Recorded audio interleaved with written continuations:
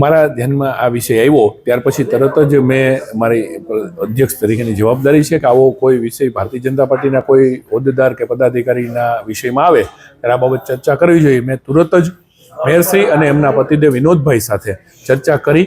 એમણે મને એવો ખુલાસો કર્યો કે એમના પૈતૃક જગ્યા છે, સૂચિત જગ્યા છે, એ વાત સાચી, પણ એમની પૈતૃક મળેલી જગ્યા છે અને એમના કોઈ ભત્રીજાનું ત્યાં ગેરેજ ચાલતું હતું અને એને બિઝનેસના ઓલા માટે એમણે રિનોવેશન કરવા માટે આ વસ્તુ કરી છે.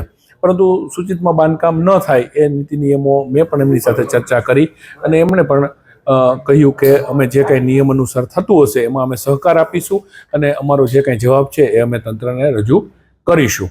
આ રીતની મારે ગઈકાલે એમની સાથે વાત થયેલ હતી અને એ મુદ્દે એમને નોટિસ પણ મળેલી છે અને એ નોટિસ મુજબ એ લોકો ડોક્યુમેન્ટના આધારે જે કંઈ તંત્રને જરૂર પડશે એ બધું એમને પૂરું પાડશે.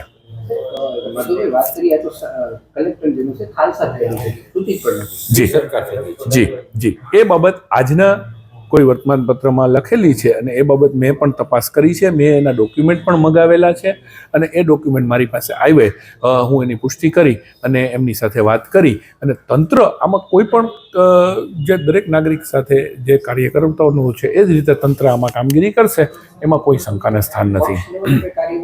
જી પક્ષ લેવલ અત્યારે તંત્રની કામગીરી છે. આ અત્યારે તંત્ર જે કંઈ કામગીરી કરવાની થશે એ થશે.